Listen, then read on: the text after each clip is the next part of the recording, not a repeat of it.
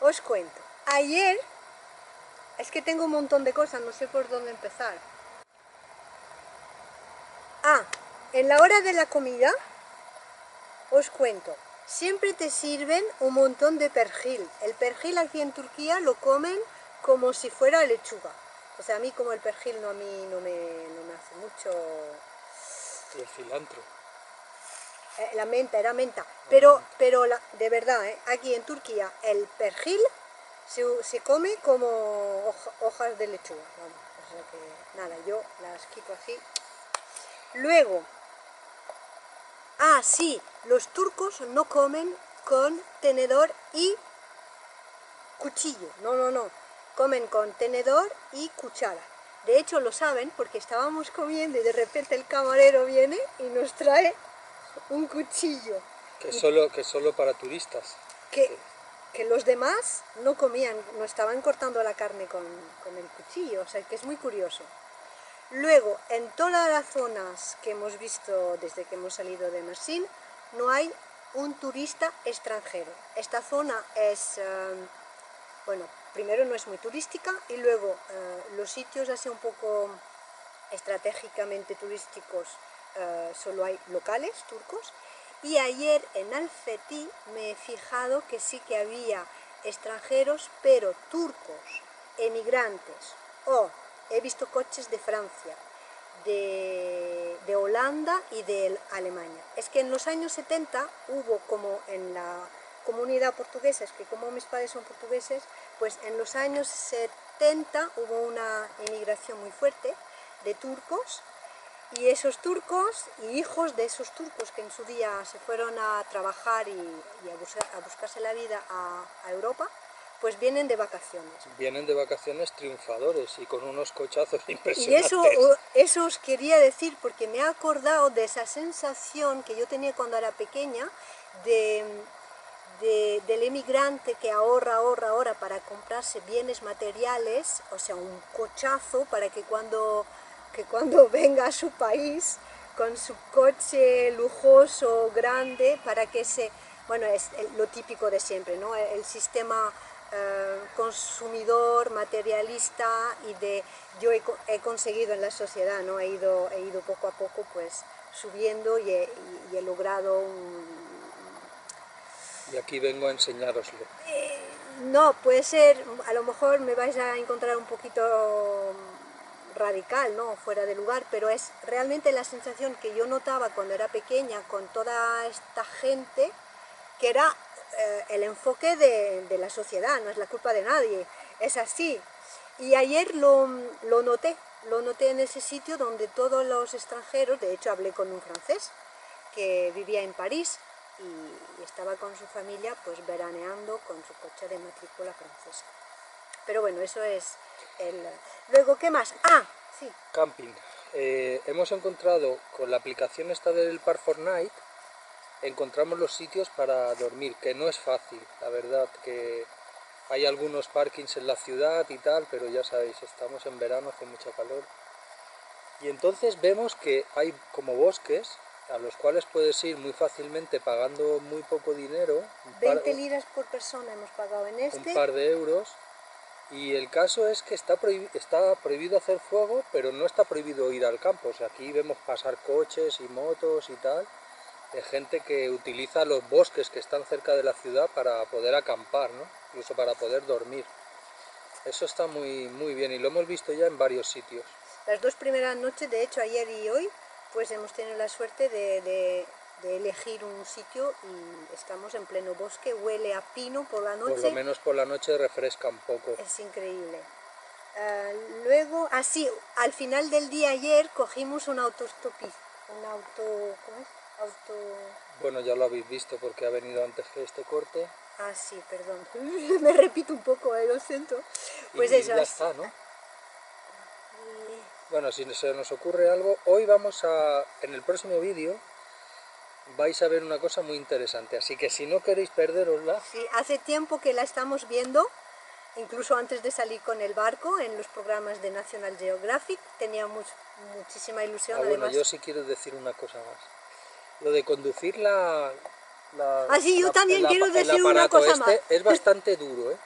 O sea, me doy cuenta que conduzco 4 o 5 horas al día y no estoy acostumbrado porque ya sabéis que el barco tiene piloto automático y eso, el que inventó el piloto automático de los barcos tenían que darle un Oscar. Por supuesto. Porque es absolutamente increíble. Esto, cada metro que se mueve requiere de atención, de un esfuerzo y Yo es lo he realmente intentado, difícil. Yo lo he intentado, pero es imposible porque no llego a las marchas y si me tengo que poner al borde del asiento para llegar a las marchas, entonces no tengo el respaldo, está a medio metro, entonces no tengo fuerza ni para frenar. Los que las conducís lo sabéis cómo es esto. Nosotros a lo mejor hemos los primeros días demasiados kilómetros y no estamos acostumbrados y bueno, ha sido un poco difícil, pero bueno, vamos a ver si con los días vamos mejorando. ¿Está bien? No es el grifo ideal, pero bueno, vamos a estar aquí una hora para poner un poco de agua del tanque de la cocina. Y este es el superdepósito de la camperización. ¿Qué parece? Vamos con la cutre van a Göbekli Tepe. Seguro que dentro de 15 días diremos que le tenemos mucho cariño, pero los primeros días de adaptación Son durillos. son durillos. Pero bueno, ya ahora que estamos aquí, bueno, ahora no, os vamos a contar una serie de cosas cuando lleguemos Pero si adentro. Si os digo Göbekli Tepe, ¿os suena de algo? Venga, buscarlo todo el mundo en Google. Venga, va.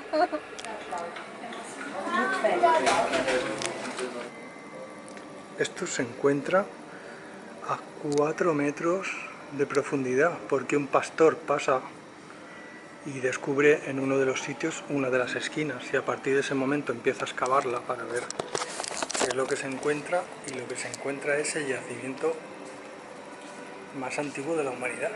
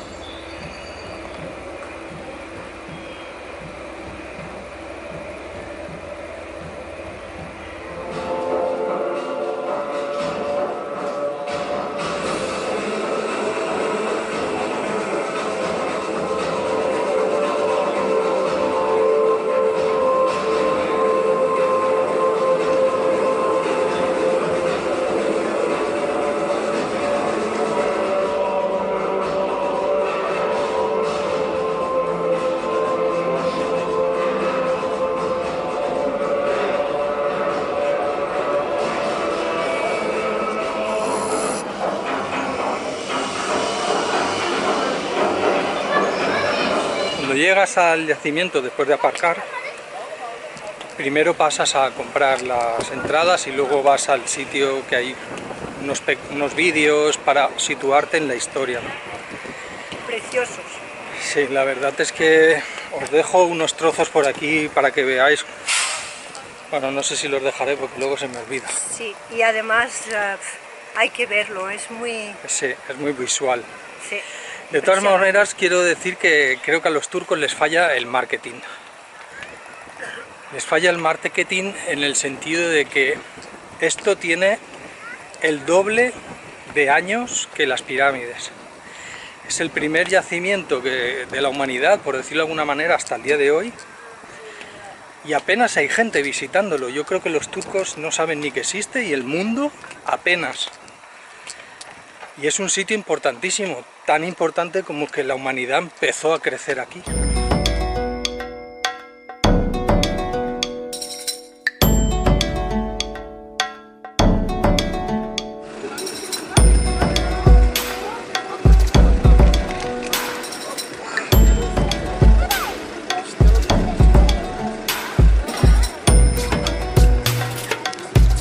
Como habéis visto, para subir hasta el yacimiento desde donde se compran las entradas, te suben en un pequeño autobús que va haciendo viajes todo el rato, así tú te vas y te vienes cuando quieras. Porque el yacimiento está a 1,5 kilómetros arriba de la colina.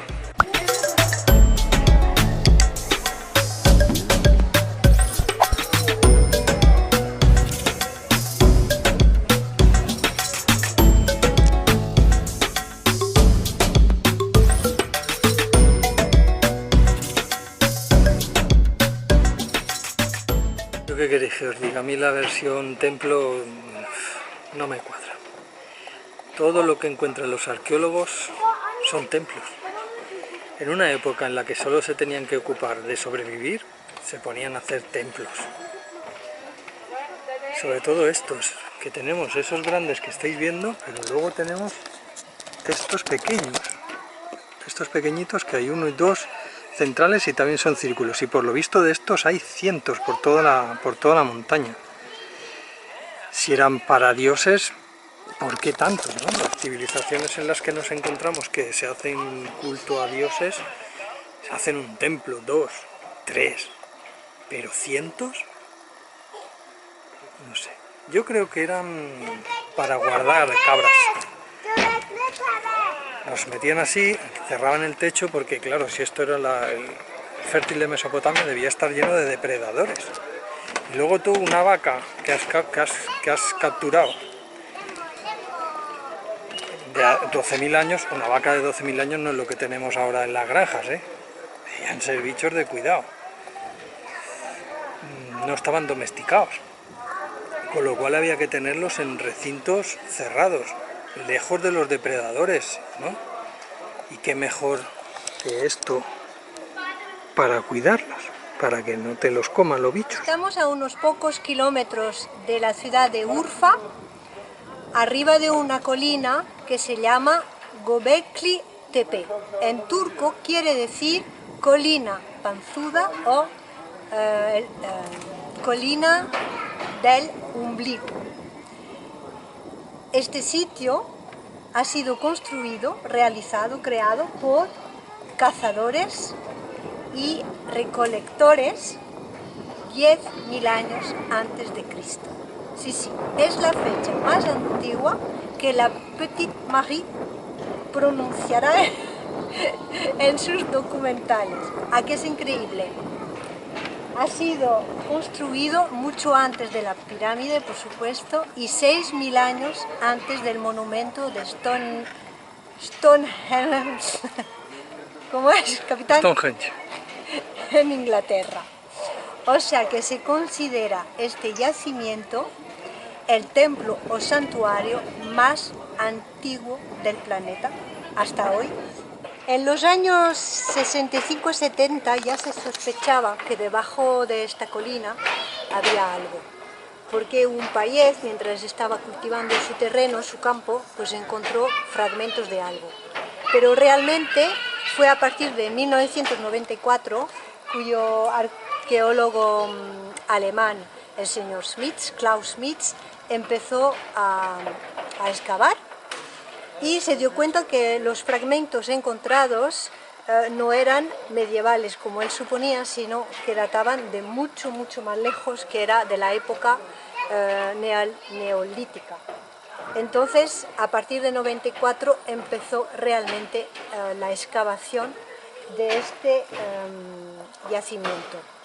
Se empezaron a encontrar no solo pequeños fragmentos, pero debajo de metros de tierra y de sedimentación y de piedras, se encontraron unas columnas que van de 3 a 7 metros. Y en estas columnas, es que lo estoy mirando porque es una belleza y una riqueza tan increíble que no me canso de mirarlo. Y en estas columnas se encontraron dibujos, esculturas, de hecho hay una muy bajo relieve, muy importante, de animales. Serpientes, aves, jabalíes. En estos pilares están cuidadosamente esculpidas imágenes de animales de todo tipo. Leones, jabalíes, gacelas, serpientes y buitres.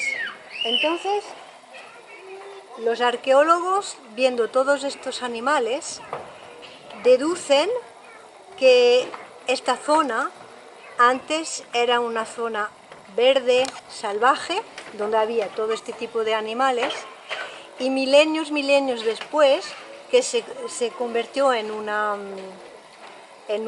zona de agricultura que se cultivaba año tras año, pues poco a poco se convirtió en una zona polvorienta y árida que vemos hoy. Y el hecho que había buitres da que suponer, esto solo son suposiciones, porque en 25 años de trabajo y de excavaciones solo se puede ver un 5% de lo que hay debajo de la colina. Que aquí hay unas 200 columnas, pero se sabe por análisis, por estudios, que hay debajo tierra aún muchísimo por descubrir y por excavar. Entonces, el hecho que haya buitres en las columnas a lo mejor explica que en el tiempo neolítico pues ya se veía la muerte o ya se formalizaba la muerte, como en la India o en el Tíbet, por los budistas, que en la realidad pues o lo queman o lo ponen en un sitio al aire libre para que los buitres o los animales lo coman, ¿no? el ser fallecido. Entonces es curioso que en un sitio tan antiguo, el más antiguo del planeta que se haya encontrado, ya haya evidencias de cultos que aparecen mucho más tarde, ¿no? Bueno, ¿qué os voy a contar más? El arqueólogo alemán en sus excavaciones encontró la primera capa la capa más antigua de vida, puede ir hasta 11.000 años antes de Cristo. Y la más antigua es la época actual, que corresponde a todos los segmentos y a los fragmentos que corresponden a la agricultura y a la vida actual. Las canteras de donde se hacían las columnas se encontraron en la misma meseta. Y es curioso porque se encontró una concretamente inacabada de casi 7 metros. Y eso nos ha recordado al obelisco inacabado que hemos visto en Asuán, en Egipto, que se quedó en la cantera porque había una fisura, entonces no lo terminaron.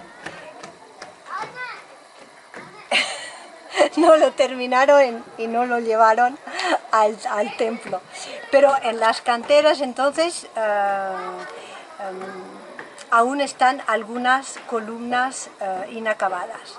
Y lo sorprendente y lo que es imposible es que para transportar estas columnas, que van de 20 a 50 toneladas, se necesitaba muchísima gente, pero por los científicos en esa época no había tanta población en un mismo sitio. Entonces, ¿cómo han podido? Con los extraterrestres.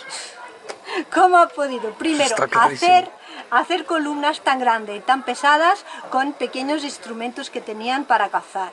Luego, transportarlo, que según lo que he leído, estaba entre 100 y 500 kilómetros las canteras. Hasta aquí, o sea, es algo inexplicable. Pero bueno, y ahora os digo que también se han encontrado recientemente núcleos domésticos, ¿no? Como casitas.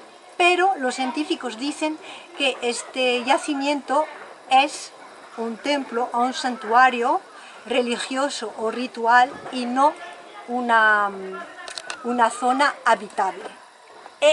¿Quién sabe?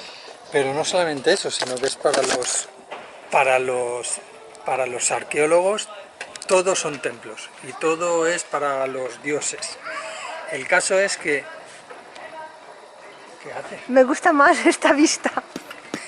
El caso es que para los arqueólogos todos son templos, pero para juntar miles de personas para tallar estas piedras y traerlas de 100 a 500 kilómetros de lejos, en algún sitio vivían. O sea, es absolutamente imposible que pequeñas familias de 20 kilómetros, 30 kilómetros, 100 kilómetros se junten todas para traer estos pedruscos hasta aquí. O sea, aquí vivían una población de gente muy grande. ¿Por qué cazadores y recolectores, cuya principal actividad era sobrevivir, cazar los animales que tenían cerca y buscar raíces o frutos secos para alimentar a sus familias? ¿Cómo han podido construir este escenario tan espectacular? Sobre todo, también, ¿por qué? ¿Con qué motivación o con qué fin haber construido estos círculos, estos 20 círculos que tienen de diámetro entre 10 y 30 metros de diámetro? Pero la pregunta siguiente es, ¿por qué 8.000 años antes de Cristo han, de manera voluntaria, escondido este sitio debajo de metros y metros de tierra, de arena y de piedras? Que fue abandonado y tapado. O sea, no solo fue abandonado, fue tapado también de manera completamente consciente. De hecho, todo lo que vemos ahora estaba debajo de tierra. He leído entre 10 y 50 metros. Me parece un poquito demasiado, pero bueno. Entonces, estas dos gran preguntas, ¿cómo humanos que en el siglo XI a.C. han podido hacer esto? ¿Con qué motivo? ¿Y por qué lo han abandonado y completamente tapado? Luego, ¿cómo los tallaron? Si no se han encontrado más que... Lo más duro que se ha encontrado en el yacimiento son piedras de sílex. ¿Veis los agujeros de encima de las columnas? ¿Qué me decís de eso? ¿Eran cuando los cortaban en la cantera? ¿Para qué, no? ¿Para qué hacían eso después una vez que estaban hechos? Tanto en ese como en este que está aquí arriba, lleno de agujeros arriba. No me digas que no es un misterio esto. Aparte de esos círculos grandes, luego están montones de pequeños cuadraditos, aquí arriba está toda la montaña llena de cuadrados, sin puerta, o sea, es que son como excavaciones que se han hecho en el suelo, ¿veis? Aquí se ve uno perfectamente, pues de estos hay miles, agujeros como este.